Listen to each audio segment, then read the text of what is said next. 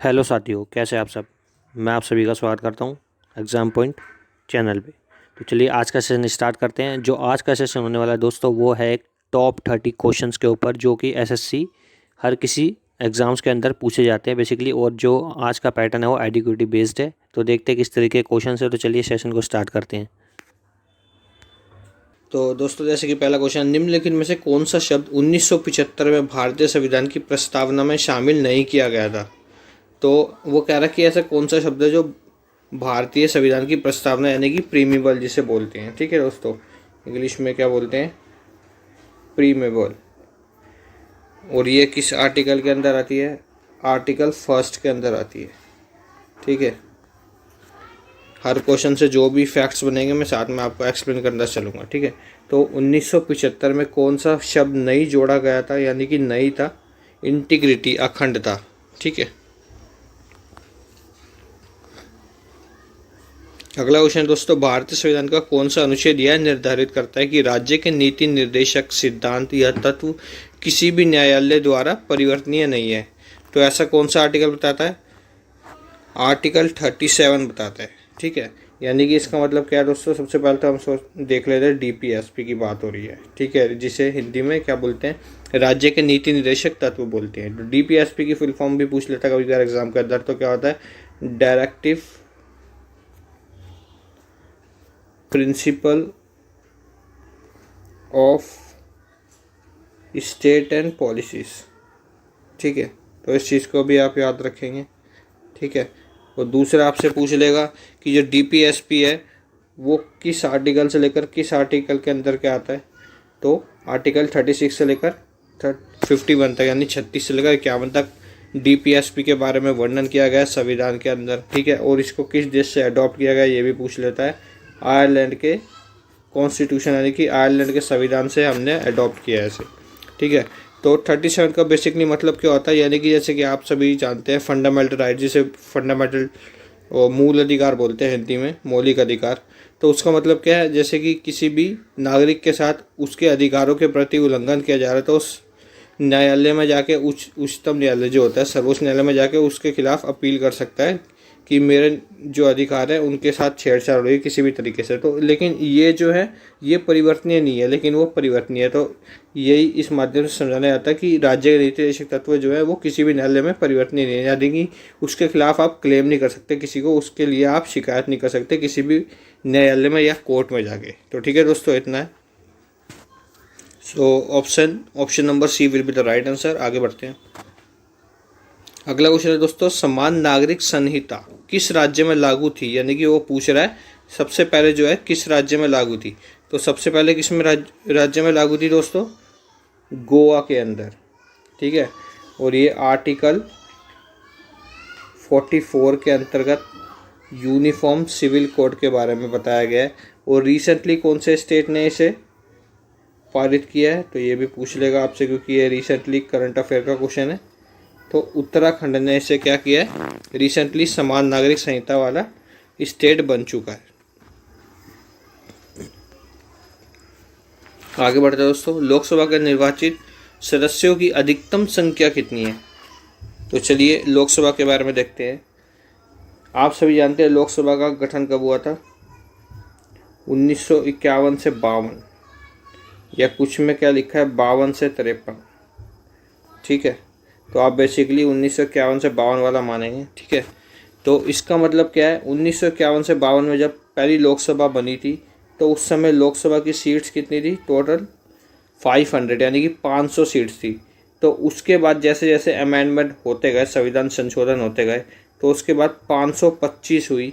कब, 7वां संविधान संशोधन, जो कि कब हुआ था, 1956 में, जिसके अंतर्गत 14 राज्य और 6 यूनिट टेरिटरी थे हमारे देश में।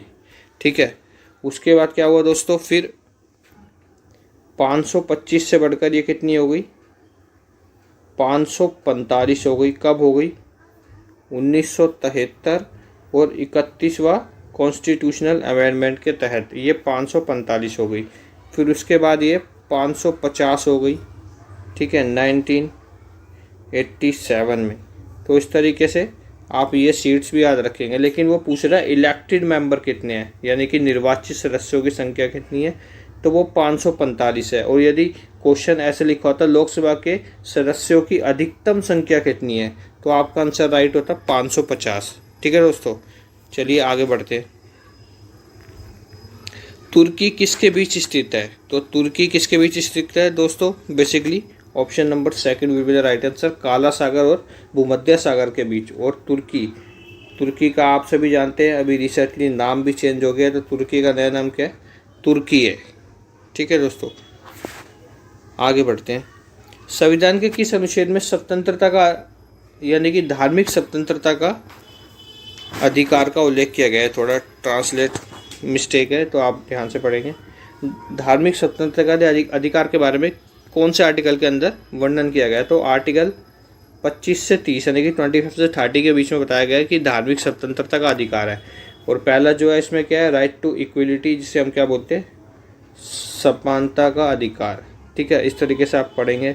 और आर्टिकल 23 से 24 कौन सा है, राइट टू अगेंस्ट एक्सप्लॉइटेशन, तो इसका मतलब क्या है, सब शोषण के विरुद्ध स्वतंत्रता। ठीक है दोस्तों, इसको याद रखेंगे आप। और 19 से 20 में क्या है, स्वतंत्रता का अधिकार है। ठीक है, अगला क्वेश्चन है भारतीय संविधान को कब अपनाया गया, तो भारतीय संविधान को कब अपनाया गया था दोस्तों, 26 नवंबर 1949 को। और इसी दिन हम क्या बनाते हैं, हर वर्ष संविधान दिवस मनाते हैं 26 नवंबर को। तो डी आंसर राइट होगा। निम्नलिखित में से कौन सा तृतीयक आर्थिक गतिविधि है, ठीक है, यानी कि वो पूछ रहा है जो टेरिटरी सेक्टर है वो कौन सा है इन चारों में से, तो कौन सा है, ट्रेडिंग। जैसे कि आप सभी जानते हैं प्राइमरी सेक्टर कौन सा होता है, जैसे कि यहाँ लिखा है फार्मिंग या कृषि बोल लीजिए आप। ठीक है, ये क्या प्राइमरी सेक्टर के अंदर आता है। ठीक है, वो द्वितीय के अंदर कौन सा आता है, यानी कि खेती करके उसमें जैसे कि कोई कच्चा माल है उसको कंपनी के अंदर या कारखाने में ले जाके क्या किया जाता है, उसको रिप्रोडक्टिव किया जाता है, तो उसे बोलते हैं सेकंड सेक्टर या सेकेंडरी सेक्टर। और टेरिटरी सेक्टर किसे बोलते हैं, ट्रेडिंग वाला, जिसमें व्यापार होता है। और फोर्थ सेक्टर कौन सा होता है, जैसे कि कच्चा माल पहले कारखाने में गया, फिर वहाँ से रिप्रोडक्टिव हुआ, फिर उसके बाद कस्टमर तक पहुँचा, कंज्यूम किया, इस तरीके से आगे बढ़ते सेक्टर्स। ठीक है, किस अर्थशास्त्री ने अवसर लागत का सिद्धांत दिया था, तो किसने दिया था, गोटफ्राइड हैबेरियर ने। निम्नलिखित में से कौन सी श्रीलंका की सबसे लंबी नदी है, तो श्रीलंका की सबसे लंबी नदी कौन सी है दोस्तों, महावेली। और कर्नाली जो है ये कहाँ की है, ये नेपाल की सबसे लंबी यानी लॉन्गेस्ट रिवर है। और एशिया की ये कौन सी है, यांगसे, ये एशिया की रिवर है। तो देख सकते हैं आप एक ही क्वेश्चन से कितने सारे फैक्ट्स देखने को मिलते हैं। और वोल्गा जो है कहाँ की है, रशिया यानी कि रूस की। तो option number B will be the right answer. Bharat की सबसे बड़ी अंतर्देशीय खारे पानी की झील सांबर किस राज्य में स्थित है, तो सांबर लेक जो है दोस्तों राजस्थान के अंदर है। थोड़ा मिसस्पेल हो गया यहाँ पे, वो पूछना चाह रहा है कि भारत की सबसे बड़ी अंतर्देशीय खारे पानी की झील कौन सी है, तो सांबर लेक है, जो कि कहाँ पड़ती है, राजस्थान के अंदर पड़ती है। ठीक है, आप याद भी कर सकते हैं, मैं आपके लिए एक वीडियो भी बना दूंगा लेक्स की, सारी जितनी भी लेक्स हैं। ठीक है, लोलार लेक जो है ये उल्का पिंड से निर्मित है, जो कि कहाँ पड़ती है, महाराष्ट्र के अंदर पड़ती है। चोलामो जो है ये सबसे ऊंचाई पे स्थित है। चुलामो लेक यानी कि झील वो सिक्किम में पड़ती है। और डिडवाना और सांबर लेक, राजसमंद, जयसमंद, पिछोला, ठीक है, ये सब कहाँ पड़ती है, आपकी बेसिकली राजस्थान के अंदर पड़ती है। सस्तम कोटा झील किस राज्य में स्थित है, तो सस्तम कोटा झील कहाँ स्थित है दोस्तों, केरल के अंदर। निम्नलिखित में से कौन सा शब्द बौद्ध स्तूप की वास्तुकला से जुड़ा हुआ है, तो कौन सा जुड़ा हुआ है, हर्मिका। स्मारकों के प्रसिद्ध खजुराहो समूह का निर्माण किसके द्वारा कराया गया था, तो किसके द्वारा कराया गया था दोस्तों, चंदेल वंश यानी कि चंदेल शासक जो थे उनके द्वारा खजुराहो समूह का निर्माण किया गया था। क्वेश्चन घुमा के भी ऐसे पूछ लेता है, खजुराहो के मंदिरों का निर्माण किस शासन के दौरान यानी किस शासन के तहत किया गया था, तो चंदेल। ठीक है, निम्नलिखित में से कौन भारत की सीमा को छूता है, यानी कि वो पूछ रहा है भारत की सीमा किन किन से लगती है। अरेबियन सी से बिल्कुल डेफिनेटली लगती है, बे ऑफ बंगाल से भी लगती है, इंडियन ओशन से भी लगती है। तो all of the above right answer हो जाएगा। ठीक है, उपरोक्त सभी। अगला क्वेश्चन है दोस्तों, निम्नलिखित में से किस संगठन को विश्व बैंक के रूप में जाना जाता है? तो विश्व बैंक के रूप में किसे जाना जाता है? IMF। लिंग अनुपात सबसे अधिक है, यानी कि ऑप्शन के अकॉर्डिंग सबसे ज़्यादा कहाँ पे है लिंग अनुपात? केरल राज्य में। ठीक है दोस्तों, और सबसे कम कहाँ पे है? हरियाणा में। और यदि यहाँ पे केरल नहीं होता और कोई ऑप्शन होता तो मिजोरम राइट होता। ठीक है दोस्तों, यहाँ पे गलत शो हो रहा है आंसर, तो आप इसको ध्यान ना देंगे, केरल आंसर राइट होगा। ठीक है दोस्तों, निम्नलिखित में से किस नदी को दक्षिण गंगा के नाम से जाना जाता है? दक्षिण गंगा के नाम से किसे जाना जाता है दोस्तों? गोदावरी को। ठीक है, इसे वृद्ध गंगा भी बोल सकते हैं आप। ठीक है, दक्षिण गंगा भी बोलते हैं। इस तरीके से क्वेश्चन पूछ सकता है आपसे। निम्नलिखित में से कौन सी नदी मीठे पानी की डॉल्फिन का घर है? यानी कि कौन सी नदी ऐसी है जिसमें मीठे पानी की नदी है जिसमें डॉल्फिन पाई जाती है? तो कौन सी है? बेसिकली गंगा नदी। तो गंगा नदी के बारे में देख लेते हैं। गंगा नदी की लेंथ पूछता है हमेशा 2525 किलोमीटर, और ब्रह्मपुत्र की सबसे ज़्यादा है, लेकिन भारत की सबसे बड़ी और सबसे लंबी नदी कौन सी है? गंगा नदी। और यदि एशिया की ओर पूछ ले तो ब्रह्मपुत्र, जिसकी 2900 किलोमीटर है। ठीक है, लंबाई। इस तरीके से आप याद रखेंगे। अगला क्वेश्चन है, RBI के वर्तमान गवर्नर यानी कि रिसेंटली 2023 में कौन थे? तो अभी भी वही है, बेसिकली आप जानते हैं, शक्तिकांत दास। भारत में केंद्रीय मौद्रिक नीति प्राधिकरण कौन है? तो कौन है? RBI। RBI के बारे में थोड़ा देख लेते हैं। RBI की स्थापना कब हुई थी? 1 अप्रैल 1935 में। और इसका राष्ट्रीयकरण कब हुआ था? 1949 में। ठीक है, इतना आप याद रखेंगे इससे। Who is the author of the book queen of fire? यानी कि क्वीन ऑफ फायर के लेखक कौन है? तो कौन है? देविका रंगाचारी। सुकारेश्वर मंदिर कहाँ स्थित है? तो सुकारेश्वर मंदिर कहाँ स्थित है दोस्तों? ये भी गलत रखा है दोस्तों। Option number A will be the right answer. Guwahati Assam में स्थित है। ठीक है, किस पंचवर्षीय योजना के तहत हरित क्रांति शुरू हुई थी? तो किसके तहत हुई थी? तीसरी पंचवर्षीय योजना के तहत। क्षेत्रफल की दृष्टि से भारत का सबसे बड़ा केंद्र शासित प्रदेश कौन सा है? तो लद्दाख। राष्ट्रमंडल देश का मुख्यालय कहाँ है? तो राष्ट्रमंडल देश का मुख्यालय कहाँ पे है? लंदन। सिखों के 5वें गुरु कौन थे? तो सिखों के 5वें गुरु कौन थे दोस्तों? ऑप्शन नंबर सी, गुरु अर्जन देव।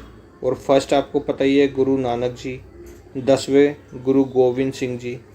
ठीक है, इस तरीके से आपसे पूछ सकता है। तो 5वें अर्जन देव जी हैं। ठीक है, और दूसरे पूछ लेगा गुरु अंगद देव। ठीक है, भाभा परमाणु अनुसंधान केंद्र यानी कि भाभा एटॉमिक रिसर्च सेंटर की स्थापना कब हुई थी? तो 1954 में हुई थी। और ये भी पूछ लेता है किस राज्य में स्थित है? तो दोस्तों कहाँ स्थित है? मुंबई के अंदर। ठीक है, हॉर्नबिल उत्सव कहाँ मनाया जाता है? तो हॉर्नबिल उत्सव कहाँ मनाया जाता है दोस्तों? नागालैंड में मनाया जाता है। अभी रिसेंटली बहुत से एग्जाम में एक शिफ्ट में पूछा गया था कि जो नागालैंड उत्सव या त्यौहार है वो किस महीने में मनाया जाता है? तो बेसिकली हर वर्ष अप्रैल के महीने में मनाया जाता है। तो इस चीज़ को भी आप याद रखेंगे। यूरोपीय संसद का मुख्यालय कहाँ पे? तो यूरोपीय संसद का मुख्यालय पेरिस यानी कि फ्रांस में। भारतीय प्रौद्योगिकी संस्थानों में से कौन सा सबसे प्रथम स्थापित हुआ था? तो कौन सा हुआ था? सभी को पता है, IIT खड़गपुर हुआ था। इसी के बाद दोस्तों हमारी वीडियो ख़त्म होती है। यदि आपको वीडियो अच्छी लगे तो please like share and subscribe करना ना भूलें। और मैं आपके लिए बहुत ही जल्द अब ट्रिक वाली वीडियोज़ लेके आऊँगा साथ में एक्सप्लेन करते हुए। ठीक है, थैंक्स वॉचिंग माई वीडियो।